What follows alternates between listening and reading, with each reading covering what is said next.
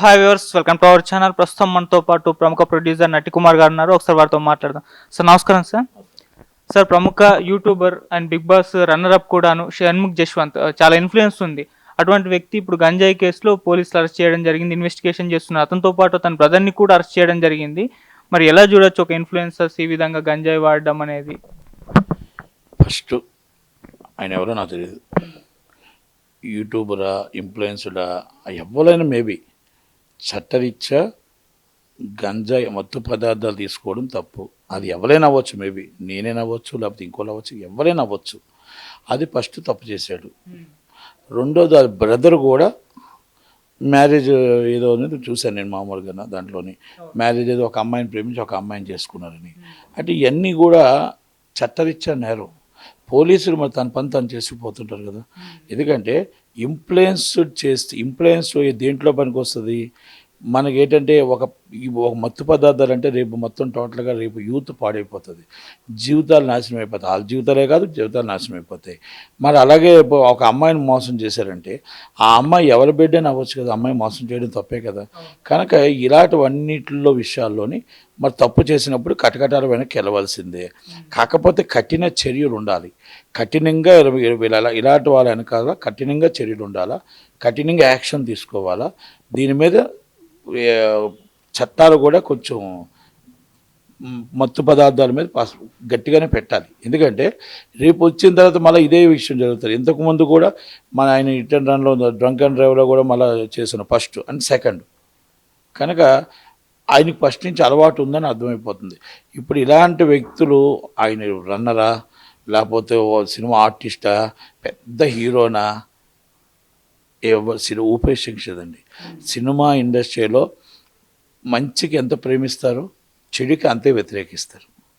Is the cinema industry. Cinema ఇండస్ట్రీలో అందరూ చెడ్డోళ్ళు లేరు, అలాగని అందరూ మంచోళ్ళు లేరు. ఈ యువత కొంత దగ్గర పాడైపోతుంది. కాబట్టి ఆ పాడైపోయిన దాన్ని మనం రెక్టిఫై చేయాల్సిన బాధ్యత పోలీసుల మీద, కాబట్టి ఆ డ్యూటీ వాళ్ళు చేస్తారు అంతే తప్ప ఇలాంటి వాటిలో సినిమా ఫీల్డ్ ఎప్పుడు కూడా సమర్థించబోదు. సార్, పెళ్లి చేసుకునే అమ్మాయి ఇంకొన్ని కామెంట్స్ కూడా చేసింది సార్. అంటే వెబ్ సిరీస్లో అవకాశాలు ఇప్పిస్తా అని చెప్పేసి వాళ్ళ అన్నయ్య నన్ను వాడుకున్నాడు అని చెప్పేసి. మరి ఈ విధమైన ఘటనలు సార్ కొన్ని రోజుల నుంచి కొంతకాలం నుంచి చూస్తూ వస్తున్నాం. అంటే మరి దీని నుంచి ఎలా సార్, దీన్ని ఎలా అర్థం చేసుకోవచ్చు? చెప్పుకోవడానికి ఆ అమ్మాయికి సిగ్గుందా? చెప్పుకోవడానికి ముందు అమ్మాయికి సిగ్గుందని అడుగుతున్నాం. ఎందుకని అడిగితే ఇప్పుడు ఎవడో వెబ్ సిరీస్ ఇస్తానని ఎలా నమ్ముతారు? అంటే నమ్మేసి మోసపోయిన తర్వాత మళ్ళీ బయటకు వచ్చి కామెంట్ చేయడం ఏంటి? అది నీ తప్పు. ఫస్ట్ నువ్వు మోసపోయిన తర్వాత వాళ్ళు వాడుకున్నారు, వీళ్ళు వాడుకున్నారు, ఇవన్నీ ఏంటంటే నువ్వు పబ్లిసిటీ కోసం తప్ప ఎవరు కూడా దీని నుంచి అయ్యో పాపం అని ఎవరు అనరు. ఎందుకంటే నీకు వయసు వచ్చింది, ఆ వయసులో నువ్వు మైనార్టీ తీరావు, ఒక ఆలోచన ఉంది. ప్రపంచంలో మొత్తం టోటల్గా రోజుకు జరుగుతున్న మొత్తం సిచ్యువేషన్స్ చూస్తున్నావు, మోసాలు చూస్తున్నావు, మాయలు చూస్తున్నావు. నీకు ఎవరో వేషం ఇస్తానన్నాడు అంటే నెట్లో కొడితే తెలిసిపోదా? నెట్లోకి వెళ్తే ఆ కంపెనీ ఏంటి, ఆ కంపెనీలో ఎవరు, ఆ కంపెనీ ప్రొడ్యూసర్ ఏంటి, ప్రొడక్షన్ ఏంటి తెలియదా నీకు? ఈరోజు నువ్వు చాలా ఇలా వాడుకుని ఫస్ట్ ఈ అమ్మాయి తప్పు, ఈ అమ్మాయి మీద కేసు పెట్టాలా? కేసు ముందు ఈ అమ్మాయి మీద పెట్టాలా? ఆడెవడో బుద్ధి లేనాడు చెప్పి వాడుకున్నాడు, నన్ను ఇస్తానన్నాడు అంటే నీకు పిచ్చెక్కి ఆ సినిమాలో వేషం పిచ్చితో నువ్వు వెళ్ళావు. అంటే ఇండస్ట్రీలో ప్రతి వాళ్ళు రోజుకో మోసపోతూనే ఉంటున్నారు. పోలీస్ స్టేషన్లో కేసులు అవుతూనే ఉంటున్నాయి, టీవీలో వస్తూనే ఉంటున్నాయి. అన్నీ చూసి కూడా నేను మోసపోయాను అంటే అది మనకి కొత్తగా ఉంటుందా, పాతగా ఉంటుందా? ఇదే కొత్త కాదు కదా. రోజుకి 10 మంది మోసపోతూనే ఉన్నారు. ఈ రోజుకు బోర్డులు పెట్టుకున్నారు, మేము వేసాలు ఇప్పిస్తాను, ఒకరు అంటారు మేము మొత్తం టోటల్గా డైరెక్షన్ ఛాన్స్ ఇప్పిస్తాం. డిఫరెంట్ యాంగిల్స్ చెప్తారు. చెప్పిన వాళ్ళందరూ మీరు నమ్ముతారు? మీకు పర్మనెంట్ కంపెనీస్ ఎవరివైనా చెప్పారా? ఆ పర్మనెంట్ కంపెనీస్లో మోసం జరిగిందా? అది ఆలోచించండి. అంతే తప్ప మీరు ఇప్పుడు కూడా చెప్తున్నాను, ప్రతి ఒక్కరికి కూడా ఇది ఒక గుణపాఠంగా తెలుసుకొని ఇప్పుడు కూడా నేను చెప్తున్నాను, ప్రతి అమ్మాయి కానీ ప్రతి అబ్బాయి కానీ మీకు వేషాలు ఇప్పిస్తాము అనేది తప్పు, వేషాలు వస్తాయి అనేది తప్పు, మీకు ఎవరో డబ్బులు ఇస్తే వేషాలు ఇస్తారనేది తప్పు. మీ దాంట్లో టాలెంట్ ఉంటే మీ దగ్గరికి మా ఆఫీస్ నుంచి ఫోన్లు వస్తాయి, మాలాగా అందరు ఆఫీసుల నుంచి ఫోన్ ఇచ్చి టాలెంట్ ఉంటే బిఫోర్ చేసిన యాక్టింగ్ నుంచి మిమ్మల్ని తీసుకుంటాము. కంటెంట్ మీ దాంట్లో లేకపోతే మిమ్మల్ని మీరు డబ్బులు ఇచ్చినా కాదు, కోర్టు ఇచ్చినా కూడా ఎవరు తీసుకోరు. ఈరోజు సినిమాలు కోకోకోలాలు వస్తున్నాయి, ఈ మోసగాలు ఎక్కువైపోయారు. ఇది అర్థం చేసుకొని ప్రతి ఒక్కరు ఇది గుణపాఠంగా తెలుసుకొని డబ్బులు ఇస్తే హీరోలు కారు, డబ్బులు ఇస్తే హీరోయిన్లు కారు, డబ్బులు ఇస్తే ఆర్టిస్టులు కారు. మీరేమో ఇప్పుడు చెప్పారు వాడుకుంటున్నారు, వాడుకుంటే హీరోయిన్లు కారు, మీ దాంట్లో కంటెంట్ ఉంటేనే అవుతారు. అది మాత్రం తెలుసుకొని మీరు కంపెనీ ఎలాంటి కంపెనీ, ఎవరి కంపెనీ, ఇంతకుముందు ఏ సినిమాలు చేశారు, ఆ డైరెక్టర్ ఏ సినిమా చేశాడు, కో డైరెక్టర్గా ఏ సినిమాలు చేశాడు, అసిస్టెంట్ డైరెక్టర్గా ఏ సినిమాలు చేశాడు, ఆ నిర్మాత ఇంతకుముందు ఎవరు ఏంటి ఒక్కసారి మీరు నెట్లో కొడితే వచ్చేస్తుంది. ఇప్పుడు మీ అందుబాటులో మీ చేతిలో ఫోన్ ఉంది, మీరు ఎక్కడికి వెళ్ళాల్సిన అవసరం లేదు. ఇది అర్థం చేసుకోండి తప్ప నేను మోసపోయాను, నన్ను వాడుకున్నాడు, నమ్మాను అంటే నమ్మితేనే మోసం చేస్తారు, నమ్మకపోతే మోసం చెయ్యరు. ఇది అర్థం చేసుకునే ఆడవాళ్ళు కానీ మగవాళ్ళు కానీ అర్థం చేసుకుంటే మంచిది. ఇది ఇక్కడే కాదు, ప్రతి దాంట్లో కూడా మోసం జరుగుతున్నది, మోసగాలు ఉంటూనే ఉన్నారు. నాట్ ఓన్లీ సైబర్ క్రైమ్ నుంచి ప్రతీదీ మోసగాలు ఉన్నారు. ప్రతిదీ పోలీసు వాళ్ళు రారు, ప్రతిదీ ఇంట్లో వాళ్ళు రారు, ప్రతిదీ రారు. మనం మోసపోతున్నాం, నమ్మించి మోసపోతున్నాం. మోసపోయిన తర్వాత పోలీసు వాళ్ళ దగ్గరికి వస్తే ఏం ప్రయోజనం, లేకపోతే ఇంకో దగ్గరికి వస్తే ఏం ప్రయోజనం? ఒక్కసారి అర్థం చేసుకోండి. సినిమా ఫీల్డ్లో సినిమా ప్రొడ్యూసర్ కౌన్సిల్ కానీ ఛాంబర్ కానీ ఎప్పుడు కూడా ఇలాంటి వాళ్ళని ఎంకరేజ్ చేయదు, ఇలాంటి వాళ్ళకి ఎప్పుడు కూడా సపోర్ట్ చేయదు.